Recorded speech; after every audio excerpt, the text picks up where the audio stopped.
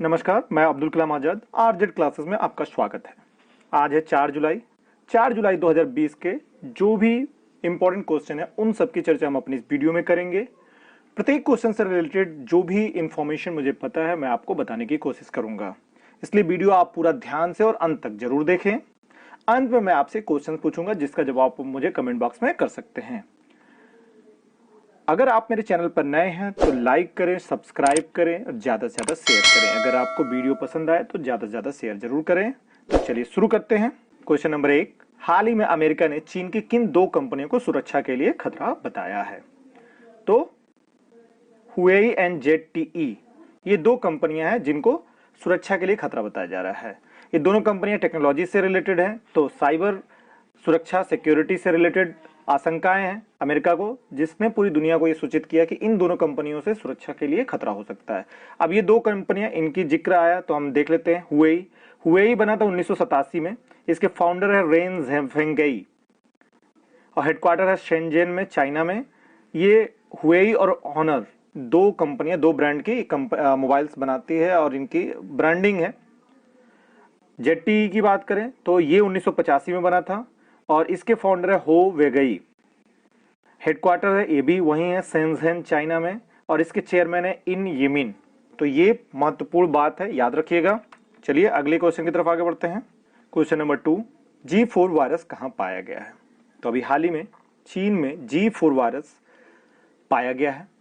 अब ये G4 virus क्या है जान लेते हैं। ये एक नया फिर से इन्फ्लुएंजा वायरस के रूप में इसकी पहचान की गई है और इसके अंदर इतनी क्षमता है, इतनी कैपेबिलिटी है कि ये एक नई वैश्विक महामारी का कारण बन सकता है। जैसे अभी हम लोग पूरी दुनिया एक वैश्विक महामारी कोविड-19 में फंसी उलझी हुई है, तो वैसे ही G4 वायरस के अंदर इतनी क्षमता की ये एक नई वैश्विक महामारी कारण बन सकता है, क्योंकि इसके जो वायरस के जीन है वो 2009 में आए महामारी स्वाइन फ्लू के वायरस के जीन के समान है।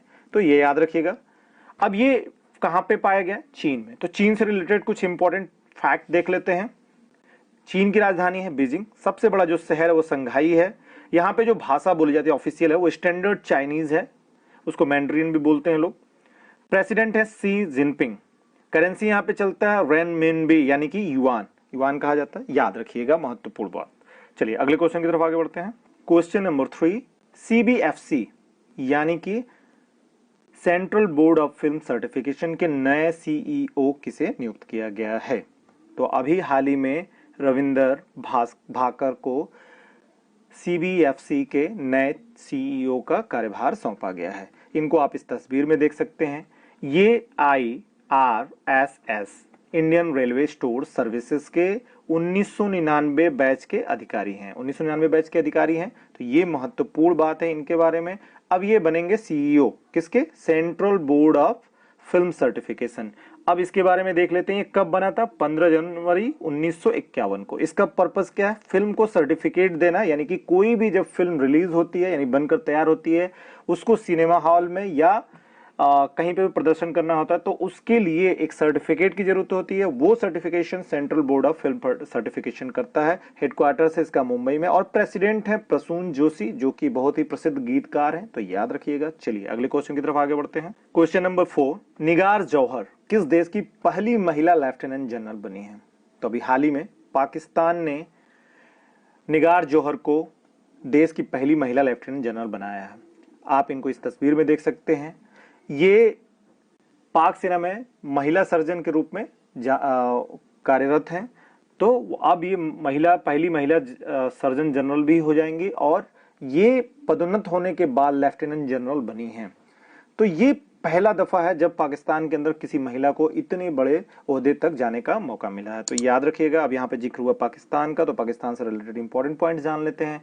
पाकिस्तान, इसकी राजधानी इस्लामाबाद है, सबसे बड़ा शहर कराची है। ऑफिशियल लैंग्वेज जो यहाँ पे उर्दू और इंग्लिश है। प्रधानमंत्री इमरान खान है जो कि भूतपूर्व वहाँ के क्रिकेटर हैं, याद रखिएगा। करेंसी यहाँ पे चलता है पाकिस्तानी रूपी। आज़ादी की बात करें तो ये इंग्लैंड और मतलब भारत और पाकिस्तान आप जान रहे हैं एक देश था। तो 15 अगस्त सन 1947 को इंडिया आजाद हुआ और एक दिन पहले ये मनाते हैं, तो 14 अगस्त सन 1947 को ये अपने आप को आजाद मानते हैं। तो याद रखिएगा, पॉइंट है महत्वपूर्ण। चलिए अगले क्वेश्चन की तरफ आगे बढ़ते हैं। क्वेश्चन नंबर 5, आइसलैंड के नए राष्ट्रपति किसे चुना गया है? तो अभी हाल ही में गुडनी जोहानसन को दूसरी बार राष्ट्रपति के रूप में चुना गया है। अब इनको आप इस तस्वीर में देख सकते हैं। राष्ट्रपति का जो चुनाव होता है आइसलैंड में, वो जैसे अमेरिका में होता है वैसे ही होता है, डायरेक्ट चुनाव इनका होता है। अब ये जो गुडनी जोहानसन हैं 92% पॉपुलर वोटों के साथ जीत दर्ज किया इन्होंने, और ये आइसलैंड के अंदर राष्ट्रपति चुनाव में सबसे बड़ी जीत में दूसरी है। और जो इनके प्रतिद्वंदी थे वो गुंदुमुंदुर फ्रैंकलिन जॉनसन थे, जिनको मात्र 6.5% वोट मिला था। तो याद रखिएगा। अब यहाँ पे आइसलैंड की बात हो रही है, तो आइए आइसलैंड के बारे में कुछ पॉइंट जान लेते हैं। यहाँ की राजधानी है रेयकजाविक, ऑफिशियल लैंग्वेज है आइसलैंडिक, करेंसी यहाँ पे चलता है आइसलैंडिक क्रोना। तो ये महत्वपूर्ण तथ्य है। चलिए अगले क्वेश्चन की तरफ। क्वेश्चन नंबर 6, हाल ही में किस लीजेंड हास्य कलाकार का निधन हो गया है? तो अभी हाल ही में कार्ल रीनर, ये बहुत बड़े हास्य कलाकार हैं, इनका भी निधन हुआ है। आप इनको इस तस्वीर में देख सकते हैं। ये लेखक थे, हास्य अभिनेता थे, निर्देशक थे और कई सारे फिल्मों में एक्टिंग भी किए। निर्देशक के रूप में इनकी ओ गॉड जो कि 1977 में आई थी, द जर्क 1979 में आई थी। इन्होंने कई लेखन और निर्माता के रूप में कई सारे एमीज पुरस्कार जीते, जो काफी प्रतिष्ठित पुरस्कार होता है। तो ये महत्वपूर्ण पॉइंट है। चलिए अगले क्वेश्चन की तरफ आगे बढ़ते हैं। भारत सरकार ने अटॉर्नी जनरल के वेणुगोपाल के कार्यकाल में कितना विस्तार किया? तो 1 वर्ष का इनके कार्यकाल में विस्तार हुआ है। प्रधानमंत्री नरेंद्र मोदी की अध्यक्षता में मंत्रिमंडल की नियुक्ति समिति ने इस अपॉइंटमेंट को कैबिनेट के अंदर अपॉइंट किया और इनके कार्यकाल को बढ़ाने की मंजूरी दे दिया है। तो के अटॉर्नी जनरल के वेणुगोपाल 1 साल और इनका कार्यकाल बढ़ जाएगा। इनकी नियुक्ति हुई थी जुलाई 2017 में। अब 1 वर्ष का इनका कार्यकाल और बढ़ा दिया गया। तो याद रखिए, इनको आप इस तस्वीर में देख सकते हैं। चलिए अगले क्वेश्चन की तरफ आगे बढ़ते हैं। केंद्र सरकार और तमिलनाडु सरकार ने आवास योजना के लिए किस बैंक के साथ समझौता किया? तो अभी हाल ही में विश्व बैंक के साथ समझौता किया है। $250 मिलियन की 2 परियोजनाओं के लिए यह समझौता हुआ है। अब इस समझौता में जिन लोगों की कम आयु है, वो ऐसे लोगों के लिए आवास बनाने की प्रक्रिया तमिलनाडु सरकार कर रही है। तो उसके लिए विश्व बैंक से समझौता किया। अब यहाँ पे विश्व बैंक का जिक्र हुआ, तो आइए विश्व बैंक के बारे में जानते हैं। विश्व बैंक का मोटो है working for world free poverty. Formation कब बना था? जुलाई 1944 में। इसका हेडक्वार्टर वाशिंगटन डीसी अमेरिका में। प्रेसिडेंट है डेविड मालपास और इसके मैनेजिंग डायरेक्टर है अनुसला कांत। तो याद रखिएगा। चलिए अगले क्वेश्चन की तरफ आगे बढ़ते हैं। क्वेश्चन नंबर 9, 36वां आसियान शिखर सम्मेलन 2020 कहां आयोजित किया गया? तो अभी हाल ही में वियतनाम में यह आयोजन हुआ, लेकिन यह आयोजन वर्चुअली हुआ, यानी कि वीडियो कॉन्फ्रेंसिंग के जरिए किया गया। और वियतनाम के हनोई में, जो कि वियतनाम की राजधानी है, वहां पे यह आयोजित किया गया। अच्छा, इस साल इस शिखर सम्मेलन का जो विषय था वो कोहेसिव एंड रिस्पॉन्सिव एशियन था। तो ये याद रखिएगा। अब यहां पे जिक्र हुआ वियतनाम और आसियान। तो आसियान के बारे में जान लेते हैं। तो आसियान को हम association of south east Asian Nations के रूप में जानते हैं। इसका जो सेक्रेटेरिएट है वो है जकार्ता में। मोटो इसका है one vision one identity one community. और कुल 10 देश हैं, इसके सदस्य हैं, 2 ऑब्जर्वर श्रेणी में रखे गए हैं। तो याद रखिएगा। वियतनाम के बारे में बात करें तो ये सोशलिस्ट रिपब्लिक ऑफ वियतनाम है।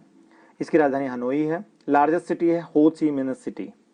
लैंग्वेज वियतनामीज बोला जाता है। प्रेसिडेंट है नेगयोन फू थोंग। याद रखिए। करेंसी यहाँ पे डोंग चलता है। तो ये बहुत महत्वपूर्ण इंपॉर्टेंट पॉइंट्स हैं। चलिए अगले क्वेश्चन की तरफ आगे बढ़ते हैं। क्वेश्चन नंबर 10, पहला पीसी महालनोबिस पुरस्कार किसे दिया गया? तो अभी हाल ही में श्री सी रंगराजन को पहला पीसी महालनोबिस पुरस्कार दिया गया है। सी रंगराजन को आप इस तस्वीर में देख सकते हैं। ये भारतीय रिजर्व बैंक के पूर्व गवर्नर रह चुके हैं। अच्छा, इन्होंने जो कार्य किया था वो राष्ट्रीय आय के आकलन से संबंधित मुद्दों का समाधान प्रदान करने के लिए, इनके उत्कृष्ट योगदान के लिए इस अवार्ड को दिया गया है। अब महत्वपूर्ण बात है, ये पीसी महालनोबिस कौन है? तो अभी हाल ही में इनका हमने जिक्र किया था, याद करिए। 29 जून को राष्ट्रीय सांख्यिकी दिवस मनाया जाता है। तो वो किसकी याद में मनाया जाता है? इनकी जयंती और इनकी याद में मनाया जाता है। तो याद रखिए, ये इंपॉर्टेंट पॉइंट है। आज के सारे क्वेश्चन समाप्त होते हैं। कल मैंने आपसे पूछा था मुख्यमंत्री मातृ पुष्टि उपहार का संबंध है, तो उसका सही जवाब है त्रिपुरा। आज का क्वेश्चन, इंदिरा रसोई योजना का संबंध है। 4 ऑप्शन है, राजस्थान, पंजाब, छत्तीसगढ़, महाराष्ट्र। तो आपको जो बेहतर लगे कमेंट बॉक्स में इसका जवाब जरूर दीजिएगा। अगर आपको वीडियो अच्छा लगा तो ज़्यादा से ज़्यादा शेयर करें, लाइक करें। अगर चैनल पर नए हैं तो प्लीज़ सब्सक्राइब करें। अगर फेसबुक पे फॉलो करना चाहते हैं, फेसबुक /RZ क्लासेस पे फॉलो कर सकते हैं। इंस्टाग्राम पे Instagram/RZ क्लासेस पे फॉलो कर सकते हैं। टेलीग्राम का लिंक आपको डिस्क्रिप्शन में मिल जाएगा, वहां से आप टेलीग्राम ज्वाइन कर सकते हैं। इस पूरे वीडियो का PDF आपको डिस्क्रिप्शन में मिल जाएगा, वहां से आप PDF डाउनलोड कर सकते हैं। तो आज के लिए बस, धन्यवाद। जय हिंद,